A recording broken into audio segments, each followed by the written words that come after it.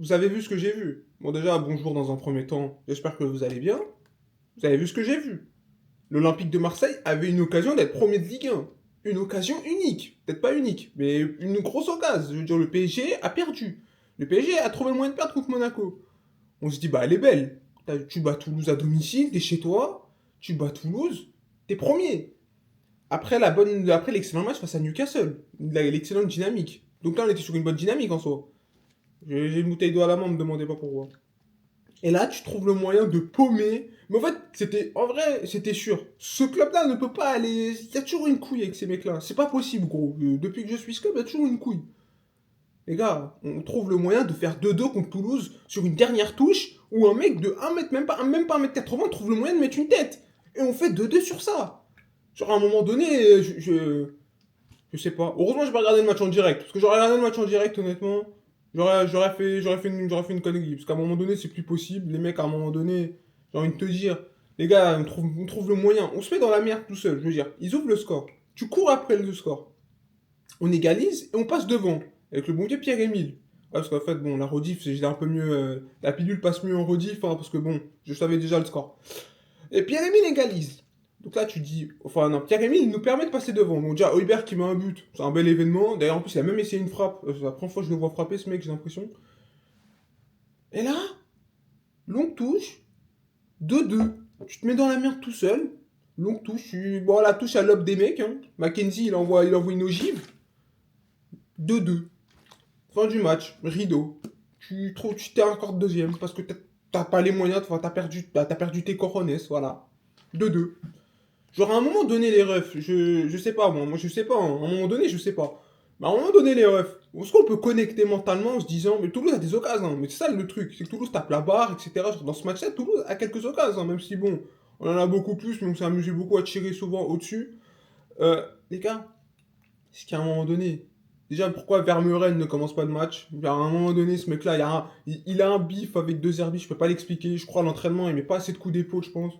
Genre, à un moment donné, les gars, wesh, 2-2, on va pas être premier. On va peut-être jamais l'être premier au final, hein. La vérité, c'est qu'on va peut-être jamais l'être, hein, avec des mecs aussi complexés. Et c'est quoi le truc?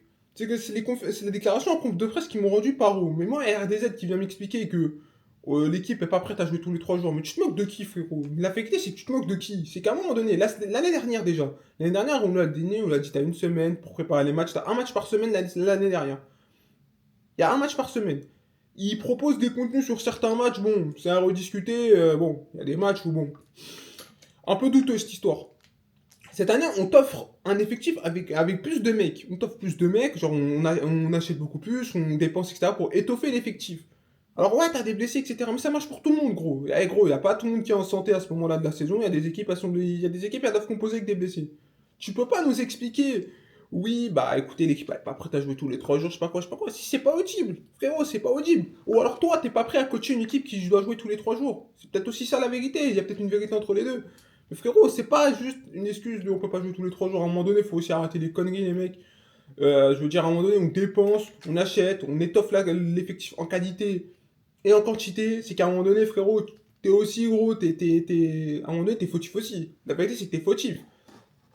Et moi, je comprends pas ce genre de déclaration, honnêtement, les mecs. On trouve le moyen de faire 2-2 contre Toulouse.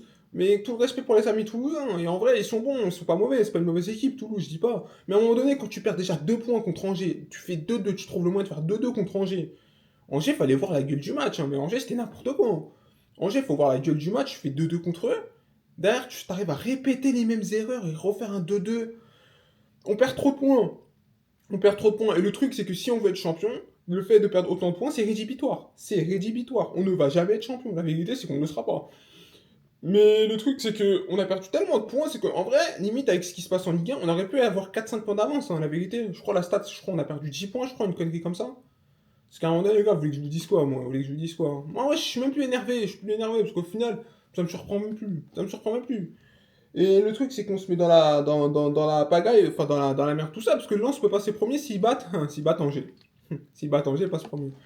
Mais bon, en vrai, la vérité, c'est qu'on verra ce qui se passera déjà dans ce match-là, et puis on verra ce qui nous attend les semaines prochaines. Vous voulez que je vous dise quoi d'autre? La semaine pro, on a un déplacement à Lille. Le déplacement au stade Pierre-Mauroy, bon, c'est fatigant. Ah non, je crois que c'est la Decathlon Arena. Ouais, moi je dis Pierre-Mauroy, encore, je m'en fous. Le déplacement à Pierre-Mauroy, il s'annonce tendu. Il s'annonce tendu. Après, si tu gagnes, bon, en soi, si on gagne, on remettrait un matelas sur l'île, hein. Mais le déplacement, il va être tendu. Bon, en tout cas, voilà. J'espère que, bon, c'était une courte vidéo, parce qu'en soi, j'ai pas envie de m'énerver ou quoi, les gars. Vous savez, on est le lendemain du match. Vas-y, ça y est, le match, il est passé. J'espère que ça vous a plu. Et si ça vous a plu, lâchez un like. Lâchez un like, ça fait plaisir. Et puis, bon, bah. Allez, l'OM, hein, quand même.